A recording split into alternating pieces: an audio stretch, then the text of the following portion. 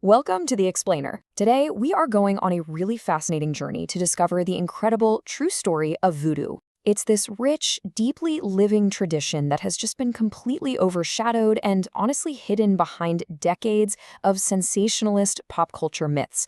We're going to completely strip away all that fiction and look at the actual history, the theology, and the incredibly resilient community behind the religion.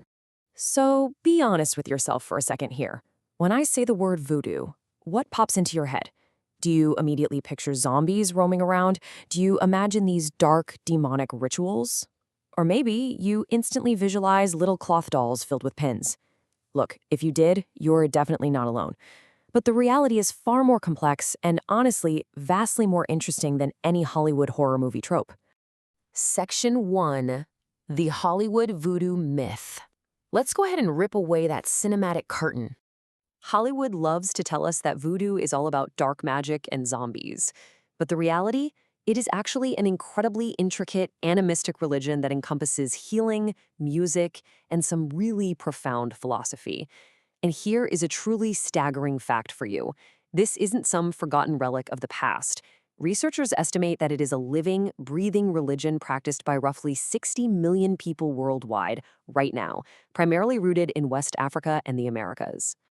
Okay, let's just go ahead and clear up one of the biggest misconceptions right out of the gate. Those famous voodoo dolls with the pins? Yeah, they are not a traditional voodoo practice at all. No way. They actually originated over in European magic systems. Later on, those European practices migrated into North America and kind of merged into New Orleans hoodoo, which is a system of folk magic.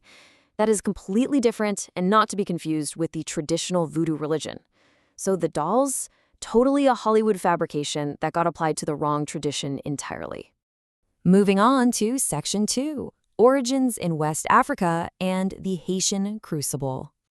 Now that we've cleared out the cinematic cobwebs, let's trace the authentic and honestly pretty harrowing journey of voodoo. Its roots actually begin in the Dahomey region of West Africa, which is modern-day Benin. Back during the 16th and 17th centuries, the brutal transatlantic slave trade brought enslaved peoples to Santo Domingue, which we now know as Haiti. And in 1791, something incredible happened. A sacred voodoo ceremony at Boy Caiman literally sparked the first successful slave revolt, igniting the Haitian Revolution. But despite that victory, the religion faced constant suppression. It endured deliberate marginalization during the 1915 United States occupation, and get this, it wasn't until 1987 that Haiti finally lifted the official ban on voodoo. So here's the absolute crucial part. How did this religion actually survive all that intense persecution? Well, when enslaved peoples were brought to the Americas, practicing traditional religions was strictly forbidden. Forced Christianization was the law of the land. So, to survive, practitioners had to get ingenious. They blended their traditional animist beliefs with Catholicism, creating a syncretic religion. Basically, they were outwardly praying to Catholic saints as a brilliant, life-saving cover for their traditional African spirits.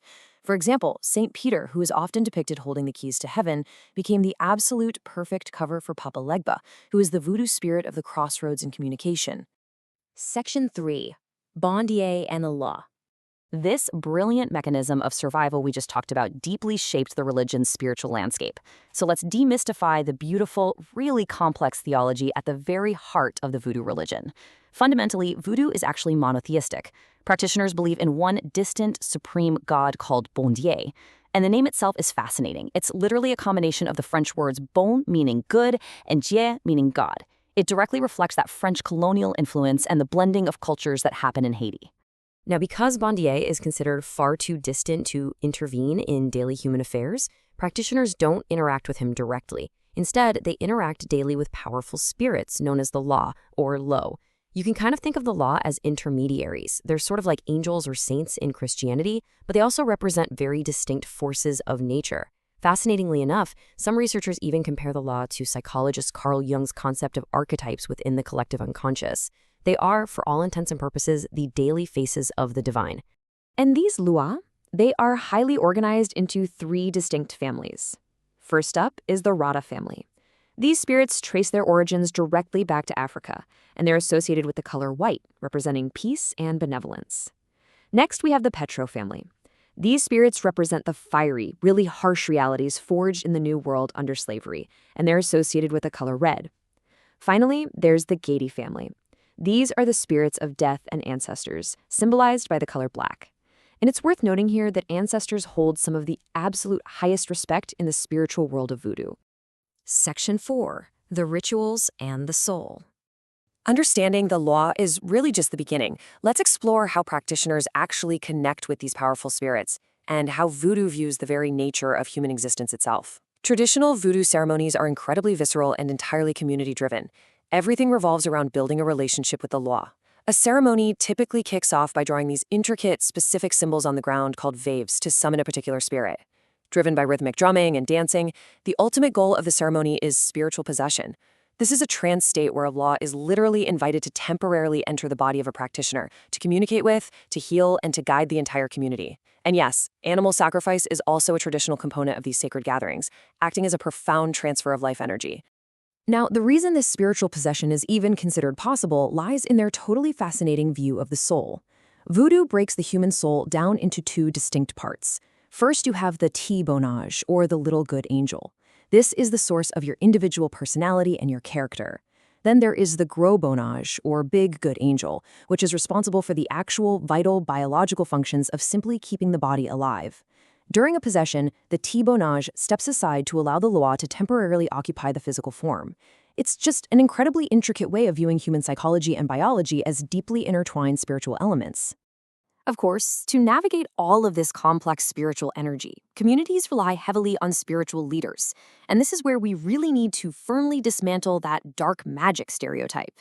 The legitimate, accepted priests of the community are called Houngans if they're male, and Mambos if they're female. Their job is to heal, guide, protect, and actively reject dark magic. You have to contrast them with the Bokor. Bokors are rogue practitioners who actually do deal in dark magic and sorcery. But here is what the movies never ever tell you. Bokors are absolute outcasts. They are completely rejected by legitimate voodoo society. Section 5. The Truth Behind the Taboo. This brings us to a crucial pivot point. If voodoo is actually a religion all about survival, community healing, and deep philosophy, why on earth is it so vilified globally? Why is its image so incredibly twisted?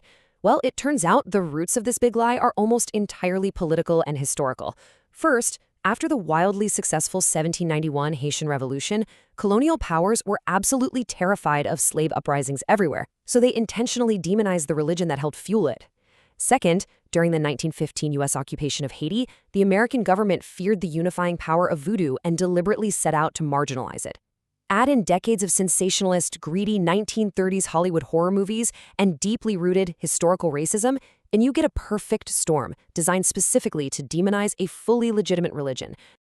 And look, if you think these historical prejudices are just a thing of the distant past, consider this deeply tragic modern example. Following the utterly devastating earthquake in Haiti back in 2010, there were actually prominent preachers who went on the record blaming the natural disaster directly on voodoo practices. That alone proves that these manufactured, centuries-old prejudices still persist today. They cause genuine harm, and they perpetuate a really profound misunderstanding of the culture. Which leaves us with this final, vital question. Are we finally ready to look past centuries of manufactured prejudice? It is well past time we leave our Hollywood biases behind and deeply respect the sheer resilience of this culture. Voodoo is absolutely not a horror movie prop.